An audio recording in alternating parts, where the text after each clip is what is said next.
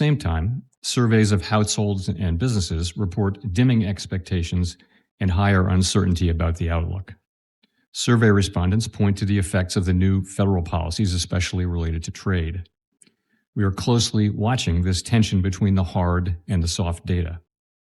As the new policies and their likely economic effects become clearer, we will have a better sense of their implications for the economy and for monetary policy.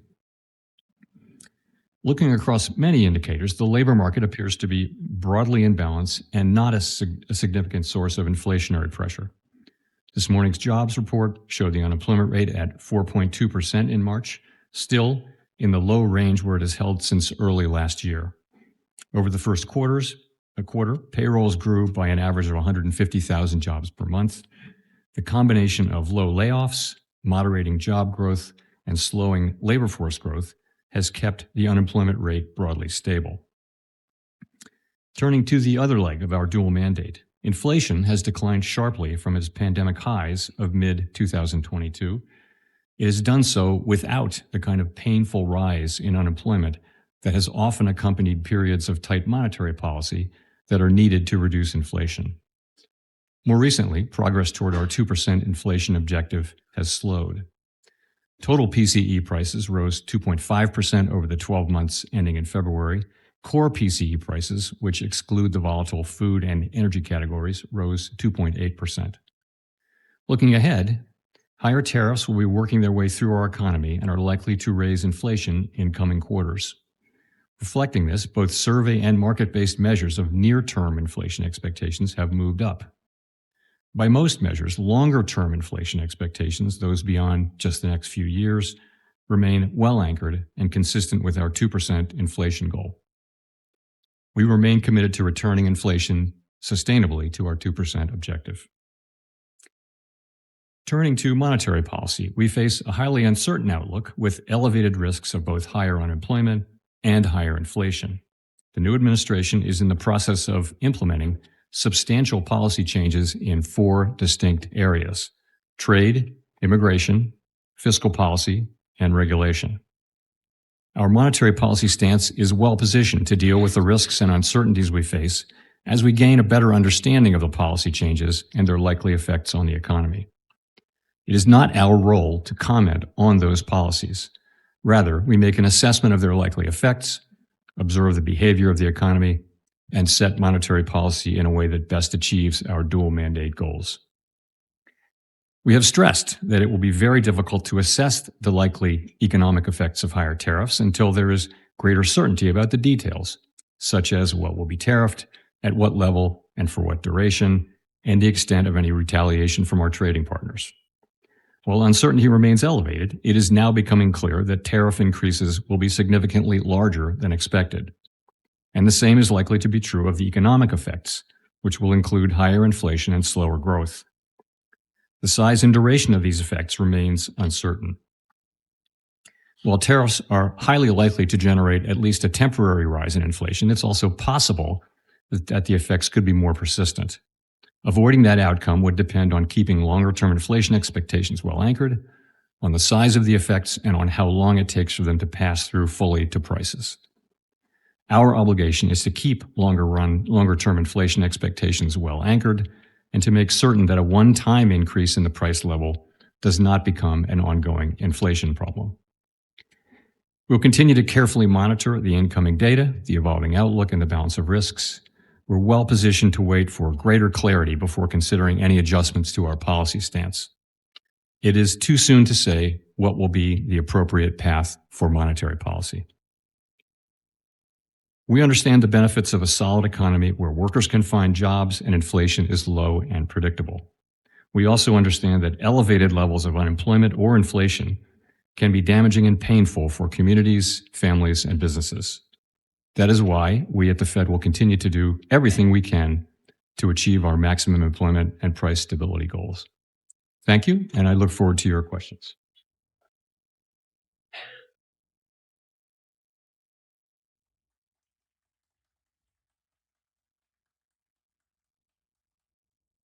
Most importantly, thank you for being here. This feels like quite a moment to be speaking with you, and I want to thank you for your time. He's got it. I want to thank you for being here, and thank you for taking the time to speak with this group of business journalists. Also like to give a special thanks to Heather Long with the Washington Post, who helped make this event possible.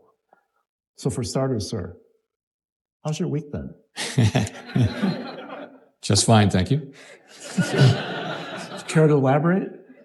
So far, so good. Chair Powell, yes, thank you so much for being here and taking our questions. You were talking about the economy as being a very strong economy. You characterized inflation as coming down, employment as being very strong still. However, President Trump earlier this week, when asked about the market volatility we've been seeing, said the volatility was, quote, to be expected. This is a patient that was very sick. We inherited a terrible economy. A lot of voters did and do agree with that assessment, or at least in part.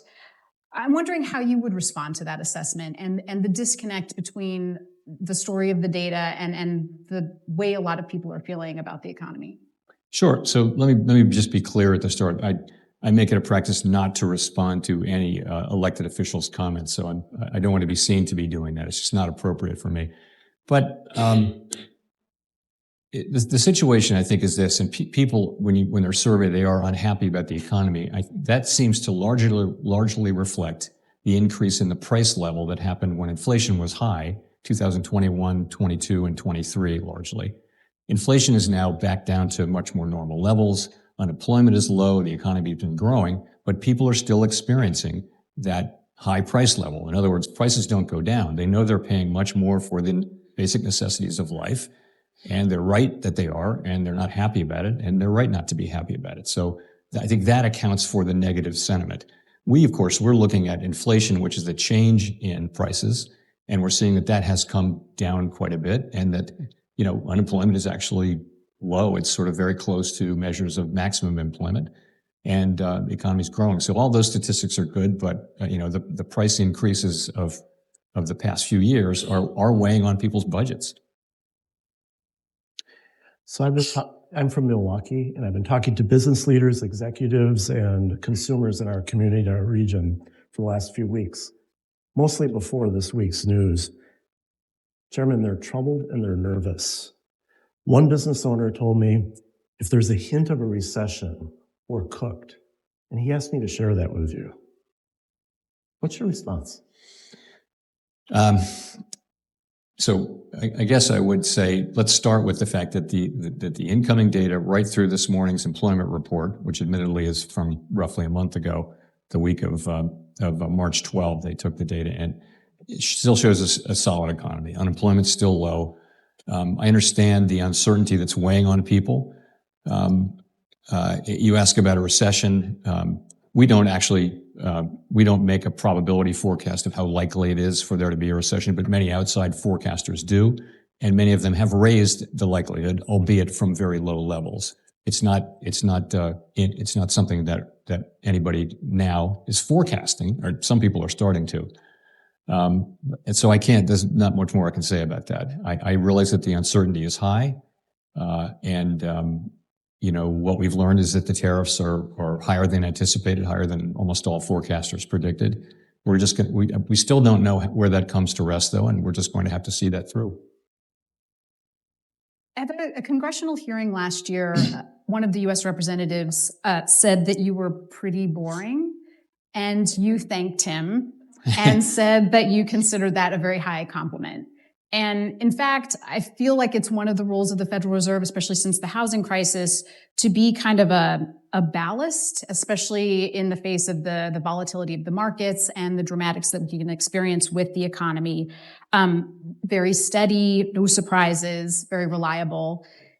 In a moment like this, which also has a lot of drama and unpredictability, but it is not necessarily from an economic crisis. It's by design, it's political.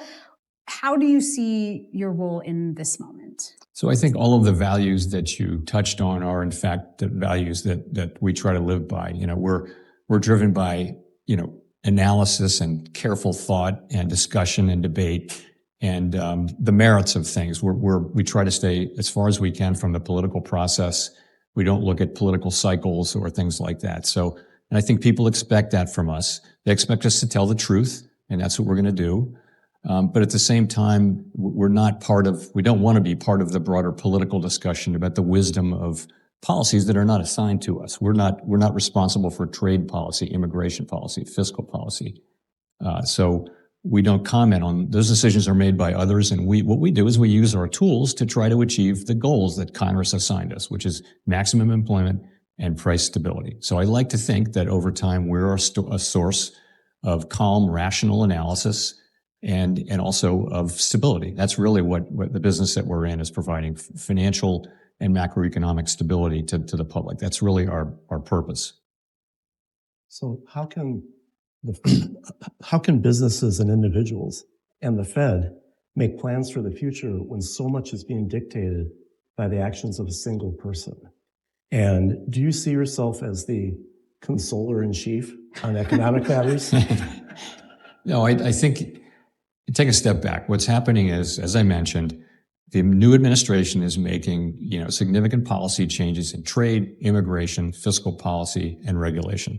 And you're still just a couple of months into the administration, and that process will take place. And at a certain point, the new policies will be on the table. They will be having the effects they're going to have on the economy, and uncertainty will decline. Right now, there's a lot of uncertainty about where all that's going to sort out, the forms it will take, and what the economic effects will be. If you fast forward a year from now, the uncertainty should be much lower. The actual effects of the policies should then be pretty manifest and clear. So I think I understand why it just is highly uncertain, both what the policies will turn out to be, exactly what they'll turn out to be, and also what their effects will be in the near term.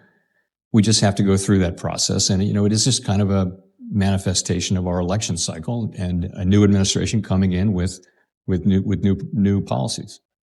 I mean, given all of the change happening and the fact that we are in a period where things have not settled in yet, and that the Federal Reserve and you as chair are very projection, data-driven, policy-driven, how do you handle a moment like now? I mean, can you tweak your plans and projections? Do you just do you have to reset them? So, what we've had since in the last few months is from the staff has been a placeholder. Rather, they wouldn't call it a forecast because it's so uncertain. They call it a placeholder, and that's kind of how we've been thinking about it. So it's a good time to take a step back and let things clarify. That's why it's just too soon to say what the appropriate monetary policy response will be to these new policies. It is just too soon to say. We can't say with any confidence today. So that's what we're doing. We've taken a step back, and we're watching to see what the policies turn out to be and the ways in which they will affect the economy. And then we'll be able to act. Fortunately, our policy stance is in a good place for us to do that. We're probably moderately restrictive, let's say. So it's not really tight policy, but it's which is appropriate since inflation is a bit above target. So we think we're well positioned to address whatever may come. And in the meantime, I'd say we're waiting for greater clarity before we consider adjustments. Business owners in Wisconsin have told me that they can't make their plans. They want to expand. They want to build a new facility. They want to hire or do whatever the future calls for. They say, we're trying to look around the corner. We're not even sure where the corner is, and we're not even sure what's around the corner. Sounds like they're in the same position as you are a little bit. No, we hear the same thing. Of course, we have an incredible network of contacts with businesses and also universities, nonprofits, all different sectors through the reserve banks and also through the Board of Governors. And that's what we hear. But again, it's a process. We're going through it. And, I think we will know when we know what the policies are exactly and what their implications will be for the economy. That will all become clear. And I think that'll be a time when people can make decisions. In the meantime, though, I get it. We're hearing that a lot from people, and we are kind of in the same place, which is waiting for clarity about what our policy path should be. It might be months away. We'll have to see. Yeah. As you're talking about placeholders right now and having something in the place when there's so much that we don't know, it does occur to me that this is not the first economic shock that you have steered the markets and the economy through. Obviously, there was COVID almost exactly 5 years ago. It seems similar in certain ways with a lot of uncertainty, a lot of shock, also potential disruptions to prices and to supply, which is very much in the Federal Reserve's wheelhouse. I mean, from where you sit, can Liberation Day be compared to kind of the economic effects of COVID? Are they totally different, somewhat related?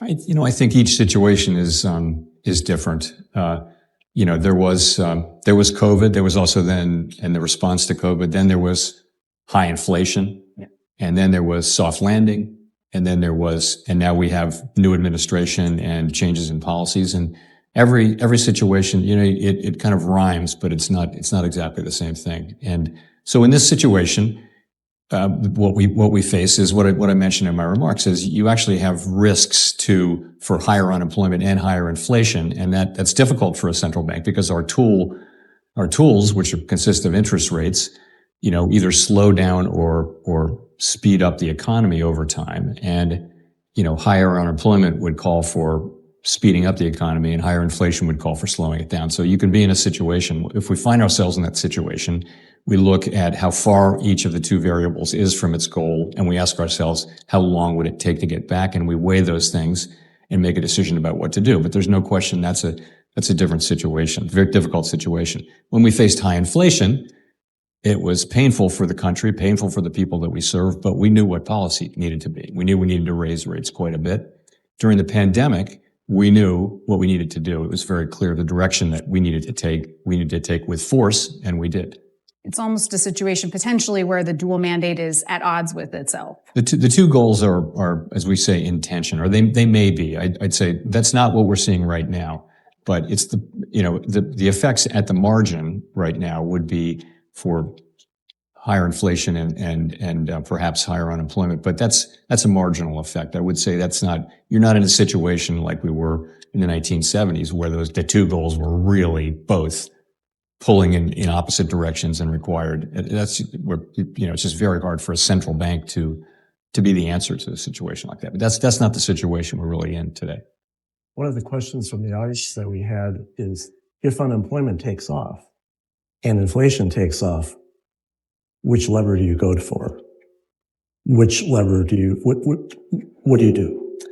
So we actually have we have a document called our consensus statement, or the longer version is Statement on Longer Run Goals and Monetary Policy Strategy. And the sixth paragraph of that actually contemplates when the two goals are in tension. And what it says is, think about how far each variable is from its goal, and think about how long it would take for each to get back. So in a way, it's an equation. You're comparing two quantities, which each have two variables. And then you say, you look at that and you think, what do we need to do? And, typically this doesn't happen very often, but if one of them is further away, then you would focus on that one.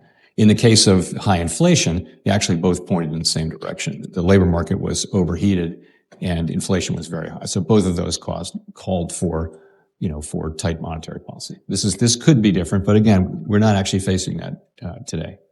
I feel like there's another tension inherent in your job, which is that you're looking at the macro economy, at the global economy, really, and the U.S. places in it. But also the data you're looking at is very profoundly human, as Jim has been pointing out. Jobs, I think, and prices are probably the two most human pieces of data. And certainly in our day-to-day experience, probably the things that loom the largest. How do you reconcile those two things when you're looking at the data, like both the global markets and knowing that the data represents a lot of lives and jobs and egg prices and things like that?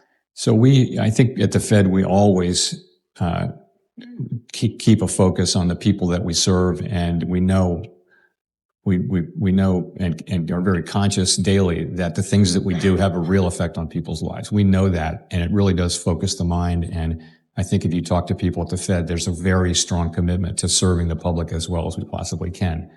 Economic events are just very, very unpredictable at times, and there are shocks that you can't see coming. But nonetheless, our job is to, whatever happens, use our tools to bring the economy back to stability, back to price stability, back to maximum employment. And that's what we do. But you're right. We try to keep everybody in the room with us when we're thinking about what to do. So in response to the last round of tariffs, Harley Davidson, which is based in Milwaukee, moved some production to Thailand. Now the company might be whipsawed again by the new tariffs. It could be really devastating for sales, for employment, for the future of that company. But a lot of companies are in that same position. And what do you say to companies like Harley Davidson and their workers? So it just isn't, I really want to stick to our knitting. I mean, we have this great thing called our independence of monetary policy, and that's critical for us to be able to do our job. But for us to keep that independence, we need to not succumb to the temptation to want to be a player on issues that are not assigned to us. And trade policy is one of those. There are many, many issues that people love to try to pull us in on, or almost every issue really.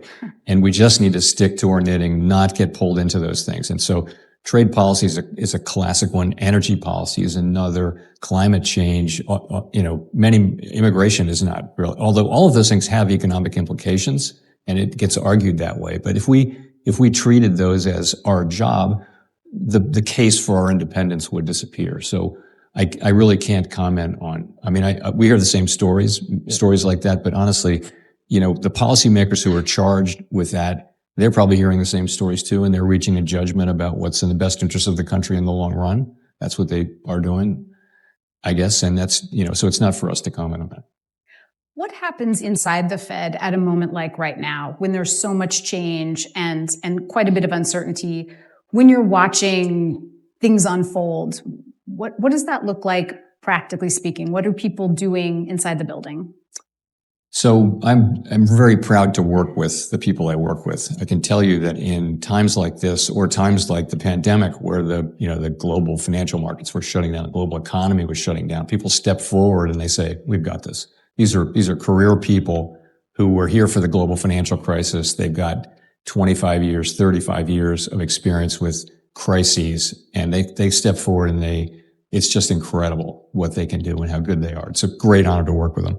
So right now isn't that situation. We have the situation we have. So, our trade people and our inflation people and our macroeconomists are all working hard to kind of digest the news of this week and try to filter that into the forecast that they'll make. And policymakers are doing very much the same thing. And we're reading everything we can about what's happening and lots of outside analysis too. We don't have an FOMC meeting until May 6 and 7. So that's really a process that lasts several weeks, and we're not quite at that stage yet. But we're kind of thinking ahead to that and working through all of that. I will say though, it feels like we don't need to be in a hurry. It feels like we have time Really? to, yes, it feels like we don't.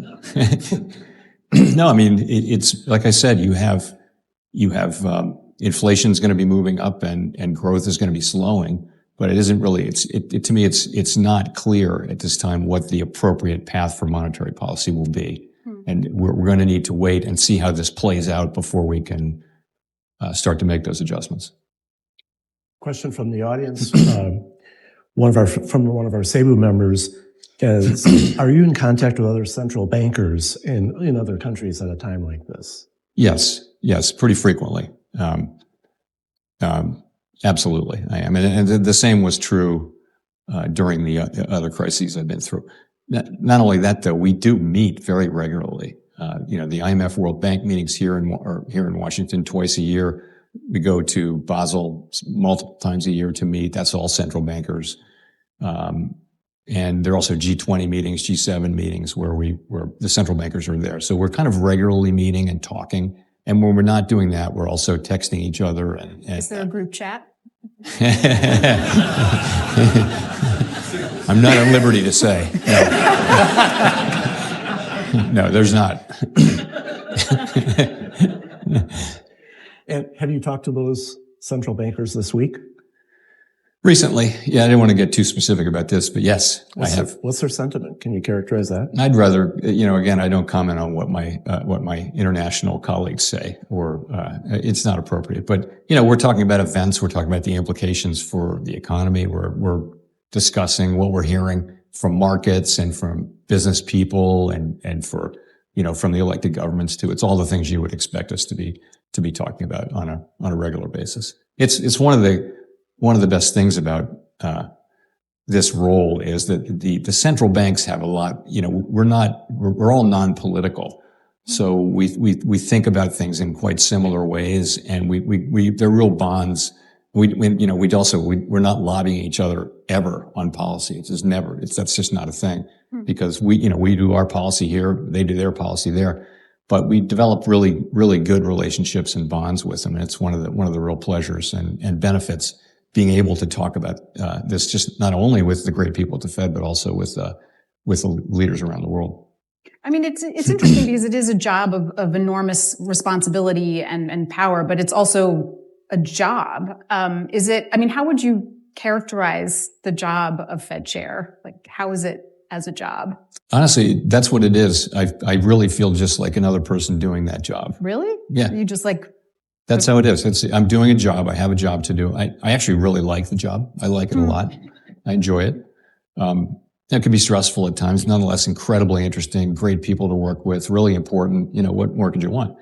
But that's what it is. And, I'm blessed by working with great colleagues who are really committed to getting it right. I mean, fully appreciate how important it is that we get it right, and do everything we possibly can to bring the best thinking, the best analysis, and debate things, over and over until we feel like we're in the right place. At the same time, there is no certainty in this. You can be wrong, because economy can zig when you thought it was going to zag.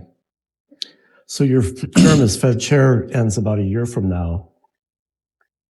What do you think about your job security? I fully intend to serve all of my term. Excellent. I mean, as we're getting close to wrapping up, I did want to ask something a little bit out of the box. I think because you do have a position of such great responsibility, people are very curious about you, and I think people tend to read into everything a Fed chair does, small gestures, word choice. I know it's part of our jobs in this room to pore over every word you choose. I did want to ask about one thing that I've wondered about for years, which is your tie. You always seem to wear a purple tie, and every time I think I've seen you, you've worn a purple tie, and I'm wondering if there's significance to that. Well, at the beginning, the only significance was that I like purple ties. Okay. But I will say, so then the next press conference, I reach for a blue tie or a red tie, and I go, maybe not, And so I wind up wearing purple ties, and then it becomes a thing. And now I definitely wear purple ties all the time. Okay. But I felt like, it just felt a little awkward to be wearing one that was identified. We are strictly non-political. I can't stress that enough. We are not, it's not that we're bipartisan. We are non-political. We don't do that. And so purple was a good color for that. That's all. Plus I like purple ties. Sorry, I didn't give you a purple guitar pick. I have one other Milwaukee question that I overlooked here, but in Milwaukee and other parts of the country, the housing market is out of whack. In our market alone, in southeastern Wisconsin, there's 5,000, the market's out of whack by like 5,000 houses that need to be on the market for it to have equilibrium. And a report this week said tariffs could tack on some $6,000 for the cost of building a new home. How long are people going to sit on their cheap mortgages from COVID? Thank you very much. And before they move on, before the market frees up. So you have several things there. The first is we just haven't built enough housing, and we haven't kept up with the demand for housing. So there's an underlying shortage. Before the pandemic, there was a real housing shortage. And by the way, that's happening in many comparable democracies around the world. The second thing is, lock-in, as you say. There were very, very low mortgage rates during COVID, and people are kind of locked in. It would be very expensive to move, and that'll of course wear off over time. And you also mentioned, the costs of materials that might be imported, lumber and nails and things like that. And yeah, and also labor, a lot of labor from in the home building business has been traditionally immigrant labor. So yeah, the sort of new build market, it may face some cost pressures as well. That may very well be the case. That's what we're hearing from home builders, for example, both on the labor side and on the materials side. But even once these short-term things happen, we're still going to have not enough houses.